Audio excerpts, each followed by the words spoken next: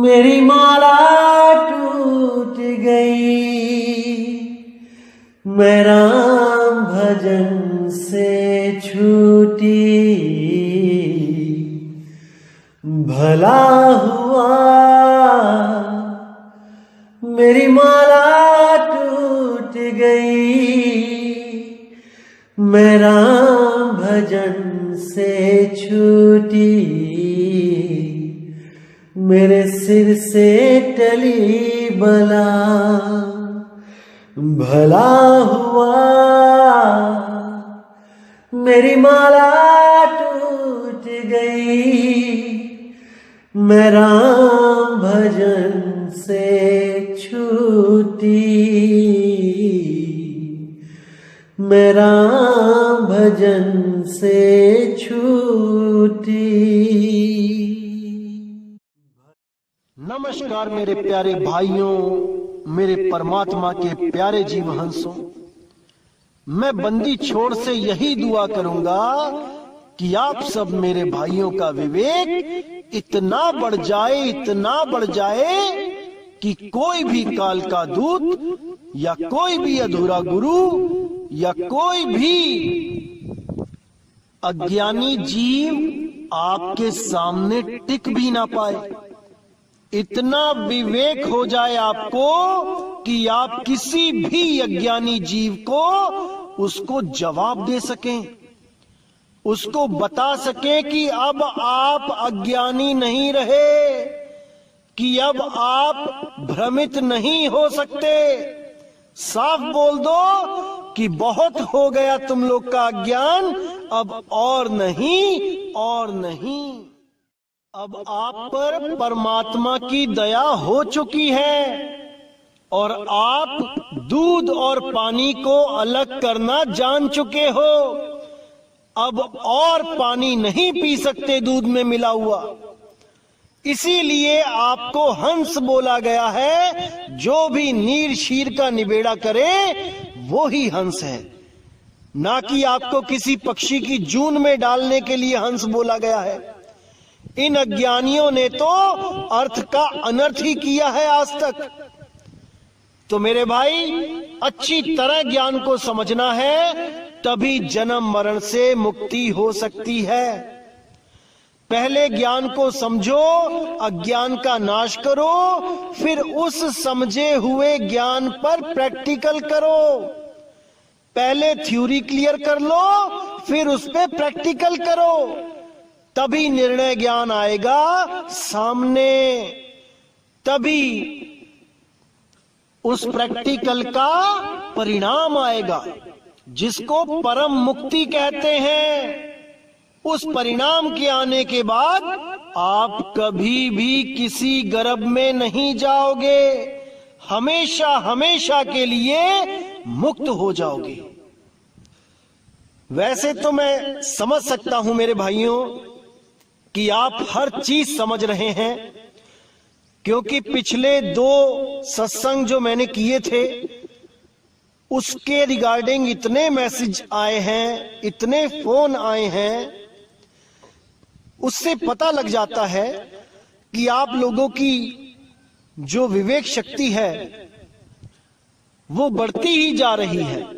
और बहुत खुशी भी होती है, क्योंकि मेरे यहां सत्संग करने का एक ही मकसद है कि आपको इतना विवेकी बना दूं कि कोई भी काल का दूत आपको भ्रमित ना कर पाए। बल्कि मैं तो इन सब पाखंडों को जड़ से खत्म करके केवल सुरत को शब्द में लगवाने आया हूं। इसके अलावा सब काल जाल है। कुछ भी करोगे इसके अलावा, केवल और केवल गर्भ जून में ही आओगे। भरमते रहोगे, भटकते रहोगे, जन्मते और मरते रहोगे। अगर शब्द में सूरत को नहीं संभाला तो। इसीलिए मेरे भाइयों, हमेशा ही कहता आया हूं कि केवल एक और केवल एक विधि है परमात्मा को पाने की, वो है विहंगम योग, केवल विहंगम योग। और विहंगम योग क्या होता है मैंने कई बार समझाया है। सीधे सुरती को शब्द में लगाना ही विहंगम योग है, ना कि 2, 3, 4, 5 पड़ाव पार कर करके जाना विहंगम योग है, बिल्कुल नहीं। तो इसी को आज क्लियर करेंगे कि आखिर करना क्या है। कुछ लोग श्वासों पे ध्यान लगाने लग जाते हैं और सोचते हैं कि हम विहंगम योग कर रहे हैं। अरे श्वास तो खुद टूटी हुई है 2 हिस्सों में, एक आती है एक जाती है। किस विहंगम योग की बात करते हो आप? ये तो एक झूला है, कभी ऊपर जाता है कभी नीचे जाता है। सुरती को अडोल शब्द में लगने से रोकता है ये श्वासों का हिंडोला। तो आज की वाणी में यही क्लियर करेंगे कि करना क्या है। तो क्या कहती है वाणी? गुरु संतन को जान के हृदय करे प्रतीत, कहे कबीर सुहंस हवे चली है भव जल जीत। यानी जो गुरु, जो संतों को जान के, उनको पहचान के, उनके दिव्य ज्ञान को समझ के जो अपने हृदय में प्रतीत कर ले, विश्वास कर ले, वो हंस गति होकर यानी नीर क्षीर का निबेरा करके सत्य को जानकर इस भव जल को जीत के चले जाते हैं।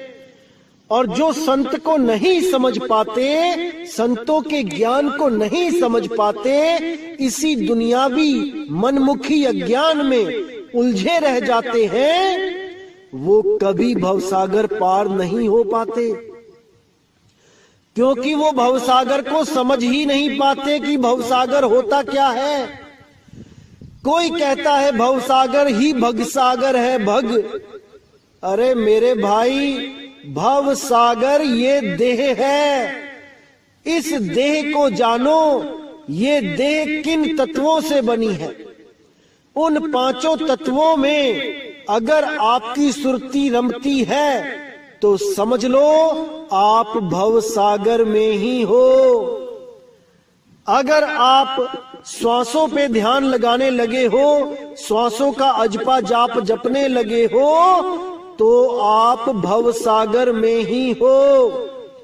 अगर आप त्रिकुटी में ध्यान लगाने लगे हो, इंगला पिंगला सुषमना में ध्यान लगाने लगे हो, तो भव सागर में ही हो आप। अगर आप नाभि में, कंठ में, हृदय चक्र में, मूल चक्र, गुदा चक्र में ध्यान लगाने लगे हो, नाम जपने लगे हो, तो भव सागर में ही हो आप भव सागर पार नहीं हो सकते।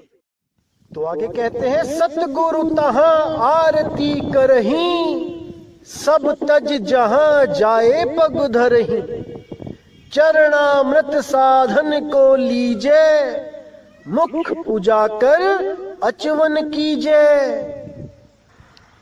यहां कबीर साहब समझा रहे हैं कि जहां पर भी सतगुरु जाएं, वो गुरु जो सत्य का प्रचार कर रहा है वो भी सतगुरु होता है। कोई इस भ्रम में ना रहे कि केवल कबीर साहब को ही सतगुरु कहते हैं। ठीक है, सतगुरु कहते हैं, सत साहिब कहते हैं, लेकिन जिसको कबीर साहब चुन लेते हैं अपना प्रचार करने के लिए, वो भी सतगुरु ही होता है, वो असतगुरु नहीं होता है। इसको अच्छी तरह समझ लो। सतगुरु सोई सतनाम बतावे, बाकी गुरु कोई काम ना आवे। अब जो सतनाम है वो क्या है, उसको जानना है। उसको जनवाने वाला गुरु ही सतगुरु है। अब कुछ लोग क्या करते हैं, जो सोहंग के पुजारी हैं, वो सतनाम को सोहंग फिट कर देते हैं कि सतनाम ही सोहंग है। लेकिन कबीर साहब क्या कहते हैं, सोहंग सोहंग जपी मुआ, व्यर्था जन्म गवाया। यानी सोहम सतनाम नहीं है तो क्या है सतनाम, इसको जानना है। असल में सतनाम और कबीर साहब एक ही चीज है, लेकिन ये अज्ञानी गुरु नहीं समझ पाते इन बातों को। इसीलिए इन लोगों से बचने को कहा है कबीर साहब ने। तो साहिब कहते हैं झूठे गुरु को झटक दे, शिष्य शाखा को फूक, वाह में दोष जरा नहीं, शब्द कहा हम कूक। ये जितने भी अधूरे गुरु हैं और इनके लाखों करोड़ों शिष्य, कहते हैं शिष्य शाखा को फूक। ये लंबी लंबी लाइनें लगी हैं, फूक दे उनको, मतलब मोह भंग कर दे अपना वहां से कि देखो मेरे गुरुजी के पास कितनी संगत है, 1 करोड़ 2 करोड़ 5 करोड़। फूक दे उस संगत को। अब इसका मतलब ये नहीं है कि आग लगा के फूक दे, इसका मतलब है विवेक के द्वारा उनसे अलग हो जाओ, तभी कल्याण होगा। अन्यथा उन्हीं भेड़ की लाइनों में आप भी एक भेड़ बनके शामिल हो जाओगे। इसीलिए विवेक दिया जाता है ताकि आप उन भेड़ों की लाइनों से अलग खड़े नजर आओ, इसीलिए विवेक दिया जाता है। तो साहिब ने यहां पे साफ कह दिया कि जहां भी सतगुरु मिले उनकी आरती करो, उनके ऊपर तन मन धन निछावर करो, क्योंकि वही एक ऐसी हस्ती है जिनकी आपने सेवा करनी है। इस दुनिया में सतगुरु के अलावा और कोई इस लायक नहीं कि आप तन मन धन से उनकी सेवा करो। कुछ लोग सोचेंगे कि माता पिता क्यों नहीं, ठीक है माता पिता की भी सेवा करनी चाहिए, लेकिन माता पिता और सतगुरु का कोई मेल नहीं है। कबीर साहब कहते हैं माता पिता मिल जाएंगे 184 माही, सत भक्ति गुरु बंदगी फिर मिलेगी नहीं। यानी माता पिता तो हर जून में मिल जाएंगे, अगर आप गाय भेड़ बकरी भी बन जाते हो तब भी माता पिता आपको मिल जाएंगे, लेकिन किसी जून में सत भक्ति सेवा बंदगी नहीं मिलेगी। इसलिए इस जन्म में सतगुरु की सेवा कर लेनी चाहिए। तो आगे कहते हैं चरणामृत साधन को लीजे, मुख पुजाकर अचवन कीजे। यानी गुरु का चरणामृत लेना चाहिए और साधना करनी चाहिए। चरणामृत लेने का बहुत बड़ा महत्व होता है, इससे साधना में लगन लगती है, साधना बहुत अच्छी बनने लग जाती है गुरु का चरणामृत लेने से। तो ध्यान देने योग्य जो बात है यहाँ पे कि यहाँ पे सतगुरु की आरती करने को, उन पे तन मन धन अर्पण करने को, उनका चरणामृत लेने को और भोजन करवा के उनका मुख साफ करने के लिए पानी देने को, ये सब जो बातें बताई गई हैं ये किस गुरु के बारे में बताया गया है ये जानना है। जैसे कि आपको पता है कि कबीर साहब तो 5 तत्व के हैं नहीं जो वो भोजन करेंगे, क्योंकि वाणी भी प्रमाणित करती है कि पानी से पैदा नहीं श्वासा नहीं शरीर, अन्न आहार करते नहीं वाह को नाम कबीर। तो जब कबीर साहब अन्न आहार करते नहीं तो यहां पे सतगुरु किसके लिए लिखा गया है, विचार करना है।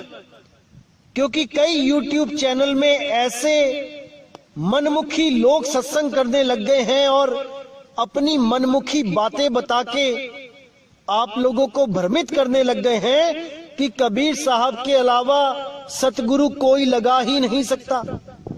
अरे यहां स्वयं कबीर साहब सतगुरु की उपाधि दे रहे हैं उस गुरु को, और उसका चरणामृत लेने के लिए भी बोल रहे हैं, और उनको भोजन करा के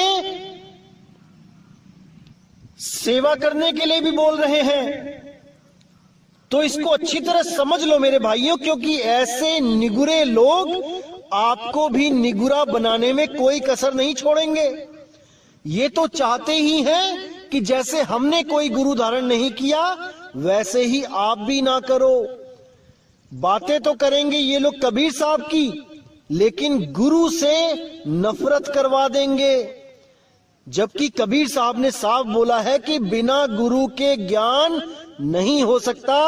परमात्मा और गुरु अगर एक साथ भी खड़े होकर दर्शन दे दे तो गुरु के पहले चरण छुओ, साफ बोला है। लेकिन ये बातें इन लोगों के दिमाग में नहीं जाने वाली, क्योंकि ये अपने ही मन के द्वारा पूर्णतः भ्रमित हो चुके हैं, अपने ही मन से भ्रमित किए जा चुके हैं। अभी इनको यही नहीं समझ में आ रहा कि जो इनके अंदर से एक आवाज आती है कि नहीं गुरु धारण नहीं करना चाहिए, ये आवाज किसकी है।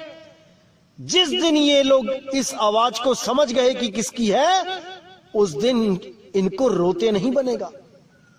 अभी तो हंसते हैं ये लोग, लेकिन जब इनको समझ में आ गया कि ये काल अंदर से प्रेरणा दे रहा था कि गुरु धारण मत करना, और इन्होंने उस काल की आवाज को मान लिया और इन्होंने जीवन भर गुरु नहीं धारण किया और केवल किताबें पढ़ के अपने आप ही उस सिद्धांत तक पहुंचने की कोशिश करी, जिसके लिए कबीर साहब ने कहा है कोटि जन्म का पंथ था, पल में दिया पहुंचाए, सतगुरु बड़े दयाल हैं, जो भेद दिया बतलाए।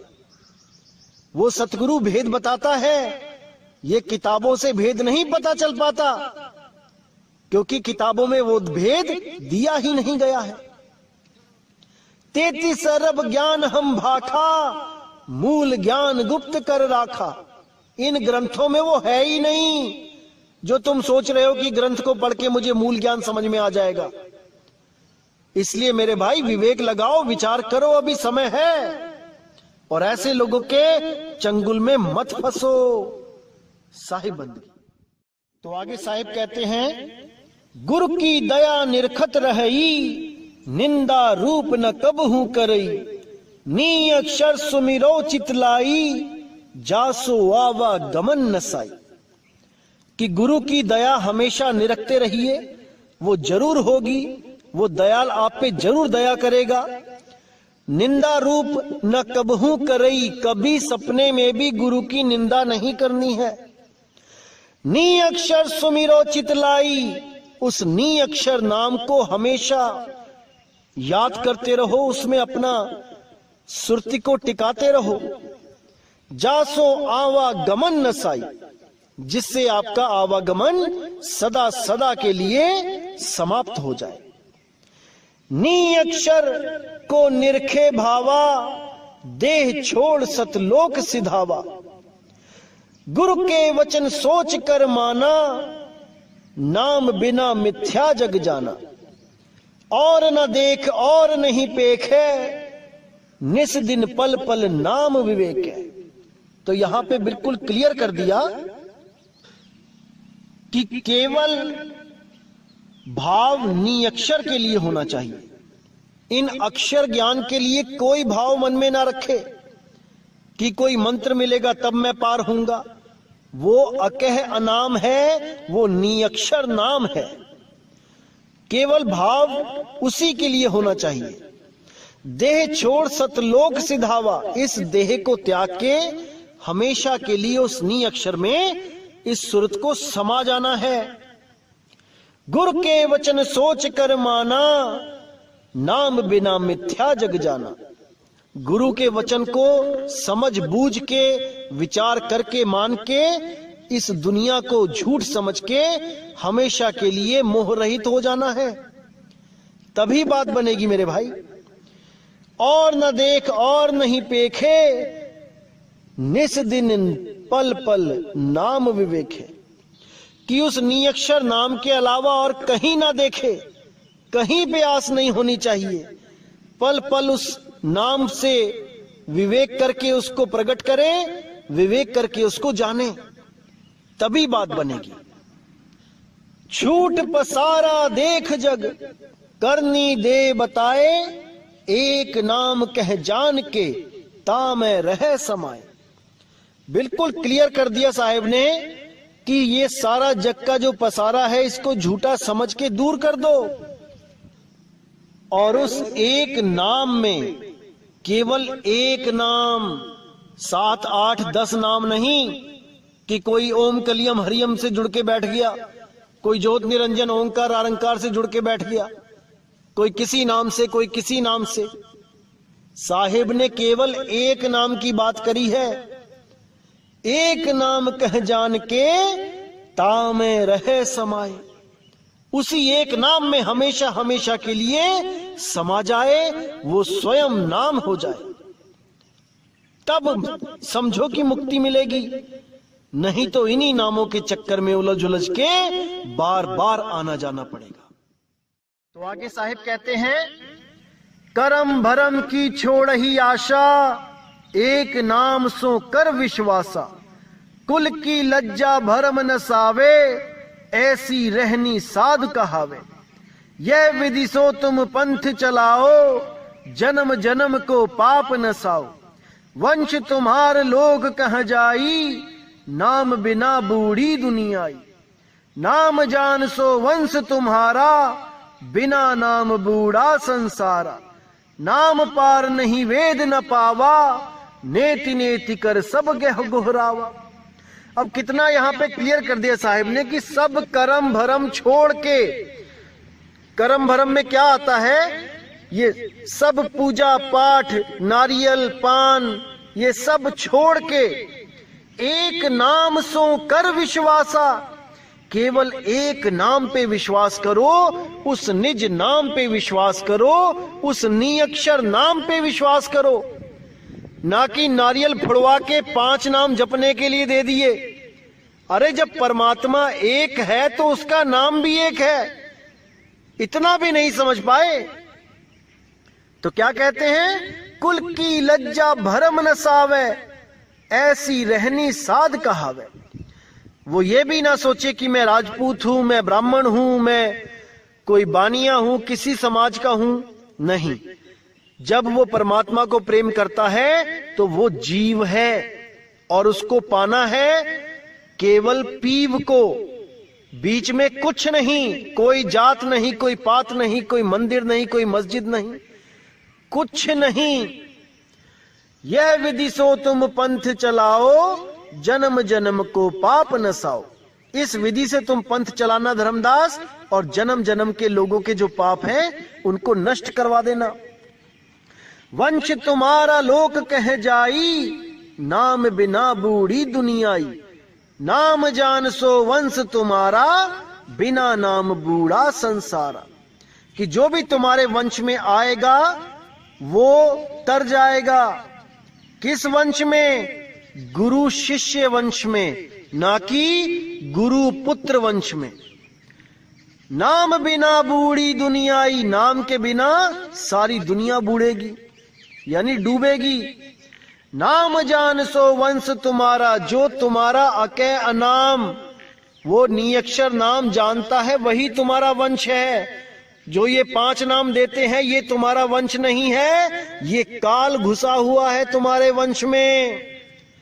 तो साहिब कहते हैं नाम जान सो वंश तुम्हारा, जो तुम्हारे नाम को जानते हैं वही तुम्हारा वंश है। बिना नाम बूढ़ा संसारा, बिना नाम के सारा संसार भी बूढ़ेगा, और ये जो गद्दियों पे बैठे हैं 5-5 नाम देते हैं ये भी बूढ़ेंगे, क्योंकि ये भी संसारी गुरु हैं, ये तुम्हारे वंशज नहीं हैं। ये केवल नाम के वंशज हैं, काम के वंशज नहीं हैं। नाम पार नहीं वेद न पावा, नेति नेति कर सब गोहरावा। कि इस नाम को वेद भी नहीं जान पाए, और जो ये गुरु लोग वेदों की दुहाई देते हैं कि वेदों में कबीर साहब ने साधना बताई है वेदों के द्वारा, ये सब झूठ बोलते हैं। कबीर साहब तो कहते हैं वेद हमारा भेद है, हम वेदन के माही, जौन भेद से मैं मिलूं, वेद हु जानत नाही। जब वेद जानते ही नहीं है तो उसको खोल ही क्यों रहे हो? खोल के भी क्या मिलेगा? अगर कहीं चंद अक्षर ढूंढ भी लिए, कबीर कबीर कबीर लिखा हुआ, तब भी वो जानते नहीं है कबीर को। खोलना ना खोलना एक बराबर है। तो जब हम वेद, पुराण, गीता और भी कई ग्रंथ जब हम पढ़ते हैं, तो जैसे मैंने पुराण में भी दिखाया था कि वहां पर सोहंग नाम दिया हुआ था, मंत्र दिया हुआ था, और उसके कई हजार जाप करने की बात की गई थी। इसी प्रकार कई हजार जाप करने के बाद सोहंग के तब जीव ब्रह्म अवस्था को प्राप्त होता है। अब कुछ कबीर पंथी भी ऐसे हैं जो सोहंग नाम से, सोहंग अजपा जाप जपवा के परमात्मा प्राप्त करने का दावा करते हैं और श्वासों पे ही ध्यान लगाते हैं, श्वासों को ही सत्य मानते हैं, और ये दावा भी करते हैं कि कबीर साहब ने हमेशा श्वासों पे ही ध्यान लगाने की बात करी है, जबकि वो सत्य को नहीं जानते। कबीर साहब ने तो श्वासा को बंधन बोला है कि इस सांस के द्वारा ही जीव बंधन में है। अगर इस सांस से वो अपने आप को अलग कर ले तो इस जीव को पकड़ने वाला कोई नहीं। ये सुरती हमेशा के लिए जीव अवस्था से पीव अवस्था में प्राप्त हो जाएगी, चली जाएगी। लेकिन ये लोग नहीं जान पाए कि कैसे अलग करना है, और जो गांठ पहले से ही पड़ी हुई थी उसी गांठ को और मजबूत करने में लग गए, जबकि गांठ खोलनी थी। तो कैसे ये पवन के साथ सुरती का मेल हो जाता है और बंधन में आ जाता है, इसका जिक्र करते हुए कबीर साहब ने वाणी में क्या बोला है, आइए देखते हैं। तो साहिब कहते हैं, काया भरम भेद अधिकारा, नीर पवन दोई यस बैठारा, नीर नाम ते उत्पत्ति होई, नीर ही साधे मरे न कोई। यहां पे कबीर साहब काल जाल के बारे में बता रहे हैं कि कैसे काल ने जुगत लगा के इस जीव को उलझाया है। किन दो तत्वों में सबसे ज्यादा जीव को उलझा रखा है, वो है नीर और पवन। इन दोनों को अगर आपने समझ लिया और इनसे अलग होने की विधि जान ली तो समझ जाना मेरे भाई कि आप मुक्त हैं।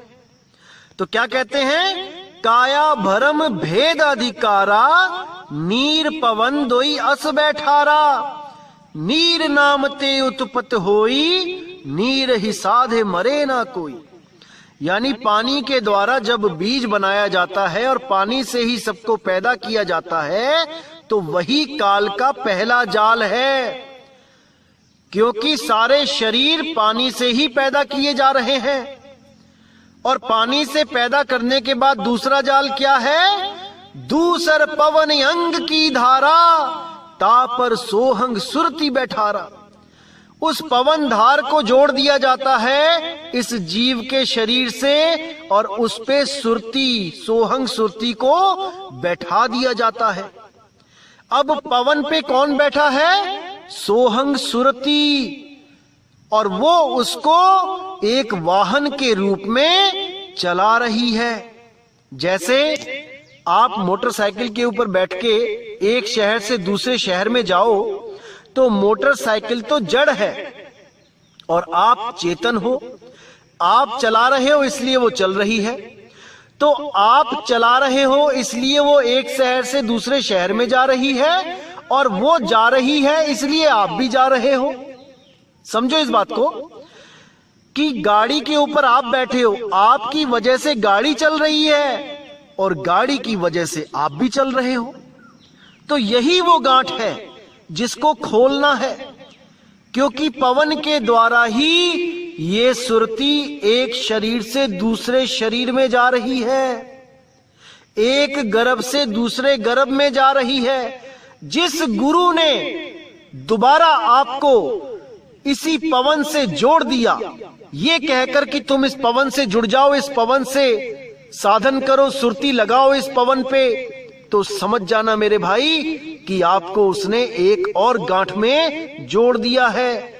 गांठ खोलने की जगह एक और गांठ मार दी वहां पे। अब आप सारी उम्र अलग नहीं हो सकते। इसीलिए सतगुरु क्या करते हैं, उस गांठ को खोल देते हैं। तो क्या बोलते हैं, दूसर पवन अंग की धारा, तापर सोहंग सुरती बैठारा। पवन भेद है अग में अपारा, आदि अंत सब कीन पसारा।